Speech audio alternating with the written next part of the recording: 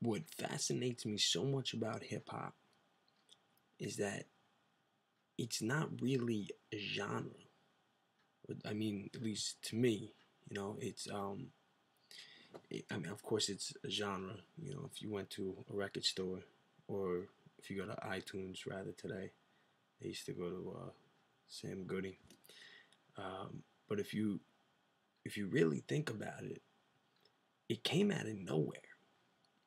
That's what's so great about hip hop, and it's more of a culture than I guess anything else. I would say, and I say it came out of nowhere because of course, it evolved. Years ago, roaring 20s. Then there's jazz, blues. Skip a few years, rock and roll, disco, and eventually hip hop. But the thing with hip hop is that it literally it was born in the boogie down. It was born in the Bronx, and many people might not know this, but it wasn't like it just hit.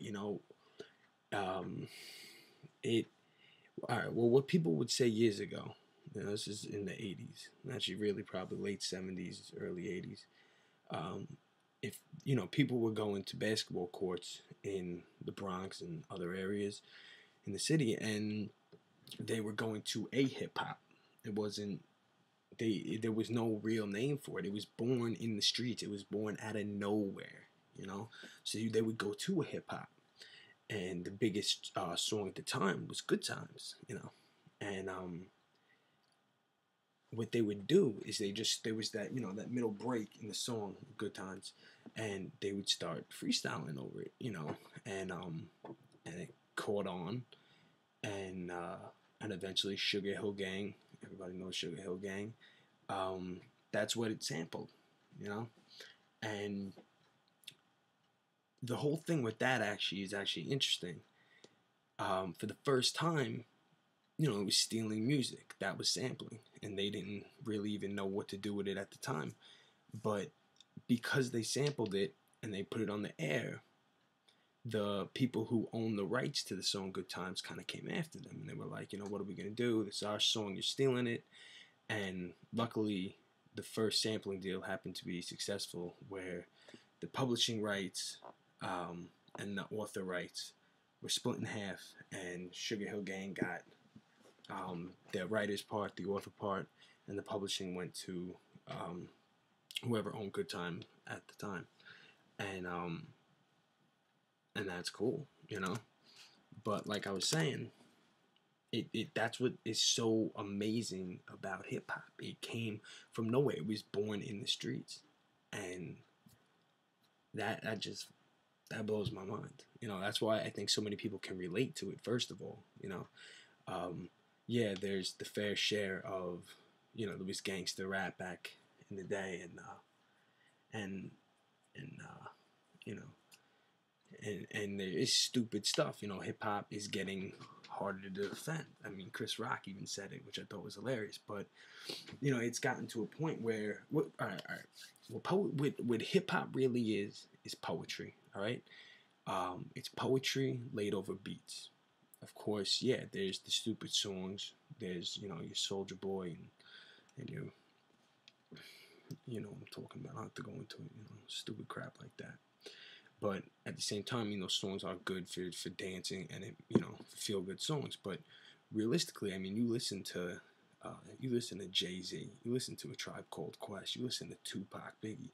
Tupac, by the way, is probably my favorite rapper of all time, and it's not because he was the greatest rapper. He had the nastiest skills. He was that. He was this. It's just simple. The guy was a poet, and he could express what he was feeling on pen and paper, and he put that through song. And not only were they just songs, but they were hits. Who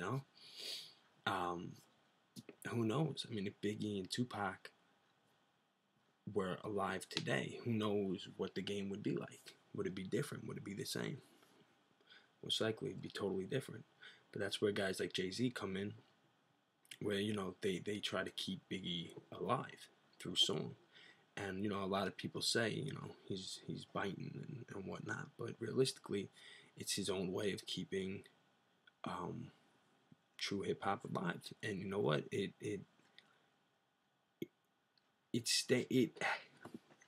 Nas even said that hip hop should thank Jay-Z for what he's done both musically and behind the scenes with business. And it's true because he really is a true entrepreneur, as is Puffy. Um, nobody could touch Puffy back in like the 90s, uh, but getting back to like what hip hop is, and people argue about the first song. What was the first song? It was Sugar Hill Gang, right? I don't think so, man. I honestly think that it was Curtis Blow in 1979, I want to say. These are the breaks. Break it up, break it up, break it up. It just it has that. If you go back and listen to the song, it has that feel good sound to it, and it just it's not exactly poetry, I guess you could say, but it has elements that hip hop has in it today that they were starting there. So almost like it was disco, but it was also hip hop in its own weird way. But hip hop's a strange thing, man. It's expanded. It's 30 years old. It's not a young man's game anymore. It used to be. It used to be Run DMC and even the early Jay-Z, like 96, and Eminem hit the scene in 98, and even back with the Beastie Boys, the demographic was 18-year-olds, but what you gotta stay, but the hip hop is also like it's staying true. So what I do with my music is I just try to stay what's true to me.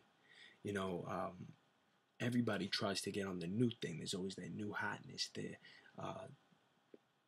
The new synth sound or the auto tune or whatever's hot at the moment. A lot of people go like, screw what I'm doing right now.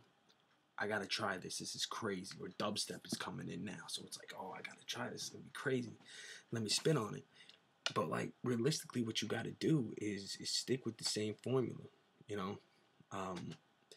If what you're doing works for you, if hip hop means something to you, as it means to me, it's poetry. It's getting your feelings out there, and you need to make music that you want to make, and not think about business.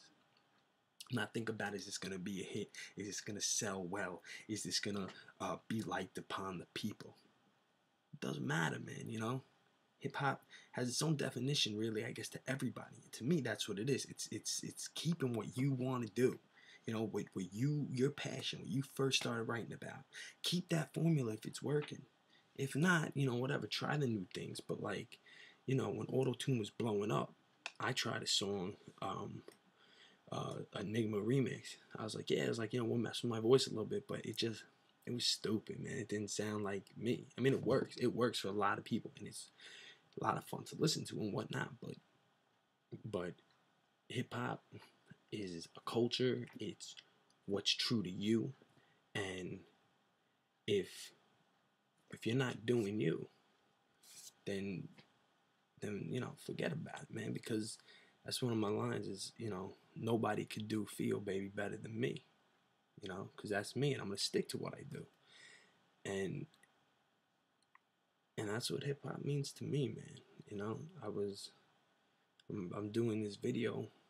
We were in the meeting, and one of my business partners looked over at me and said, we're writing this post and whatnot, man. You should do what is hip hop. He's like, because you were bashing on it a few weeks ago, and he's right, man. I heard the Tiger song, and it means everything to everybody. But what I do with my music is me. It's FiO Baby. I'm repping check ZaZa.com.